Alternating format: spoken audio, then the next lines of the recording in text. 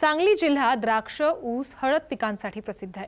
पण कोकणानंतर आता सांगली जिल्ह्यात काजूची बाग फुलली आहे. मिरज तालुक्यातल्या प्रकाश चव्हाण यांनी 4 एकरात काजूची बाग फुलवली आहे. 4 वर्षांपूर्वी लागवड केलेल्या काजू पिकातनं त्यांना यंदा 2 लाख रुपयांचं उत्पन्न मिळालंय. आज आपण प्रकाश चव्हाण यांच्या काजू शेतीची यशोगाथा जाणून घेण्यासाठी सांगली जिल्ह्यात जाऊयात.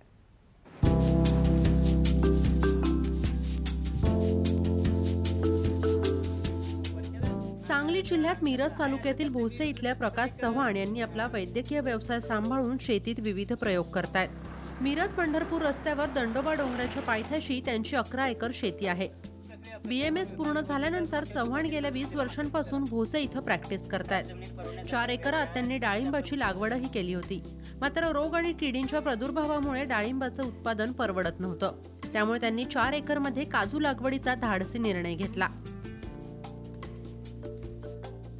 मी इथे भोसे इथे पूर्वी व्यवसाय करत होतो आणि माझे मिसेस ही डॉक्टर आहे आणि आमचे ते हे वडलाची ते जमीन जी होती जी खराब अगदी हलक्या रान क्वालिटी असल्यामुळं आम्ही इथं जी डाळिंबीची लागवड केली आहे. डाळिंबीची लागवड केली, पुन्हा द्राक्षी बाग लावल्यात, ऊस आहे, बाकीचं इतर पिकं आहेत ते. त्याच्यावर जे डाळिंबीची जी बाग लावलीत ते डाळिंबीच्या बऱ्यापैकी उत्पन्न मिळत नाही आम्हाला. ही समजल्यामुळे ते आम्ही एक नवीन प्रयोग म्हणून हे काजूची हे रोपं लावली आहे. आणि ह्या एरियात तिथं सांगली जिल्ह्यात कुठेही काजू नसल्यामुळे पहिल्यांदा ही मिरज पूर्व भागात पहिल्यांदा प्रयोग आम्ही काजूचा लावला. वेंगुर्ल्यातील एका नर्सरीतून रोपंही आणली. JCBनं खड्डे खोदले आणि 16 बाय 16 फुटांवर रोपं लावली. पाण्यासाठी 3 बोरवेल्सही घेतल्या. त्यातील 2 बोरवेल्सला पाणी लागलं. बोरवेलचं पाणी टँकमध्ये साठवण्यात येतं.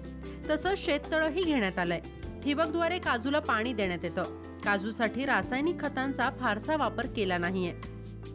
पहिला आम्ही JCBनं उकरून ते रोपं लावण्यासाठी साधारण आम्हाला एक 1.5 ते 2 लाखापर्यंत काजूच्या आणि डाळिंबीच्या रोपांनी खर्च झाला. सुदैवानं अवकाळी पाऊस, हलकी गारपीट यातही झाडे तग धरून राहिली. लाल भडक आणि गुलाबी काजू बोंडांची फळधारणा होऊ लागली. कोकणातील काही मित्रांशी त्यांनी वेळोवेळी चर्चाही केली. त्यांचा योग्य तो सल्ला घेतला.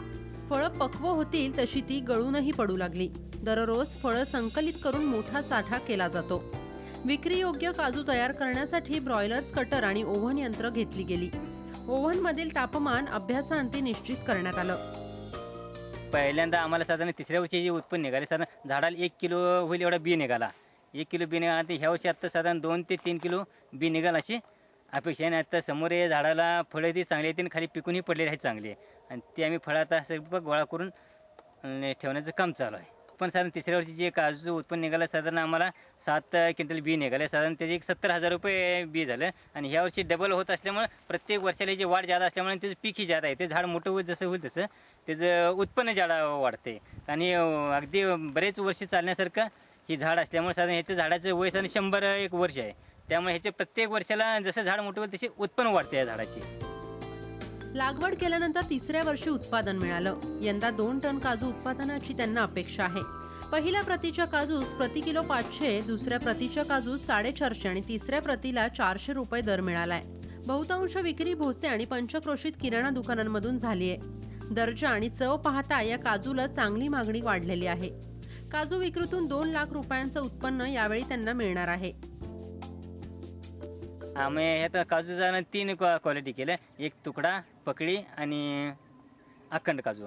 अखंड काजू साधारण आम्ही 500 रुपये किलोप्रमाणे विकला होलसेल दरात. या पकडी ते 450 रुपये आणि तुकडा ते 400 रुपये किलोप्रमाणे आम्ही इथं लोकलमध्ये विकला. साधारण याची किंमत साधारण 1.5 ते 2 लाखापर्यंत जाण्याची शक्यता आहे. हे जंगली झाड असल्यामुळे ह्याला फक्त पाणी वापरणे आणि वर्षातून एकदा खत घालणे हा एवढाच त्याला खर्च आहे.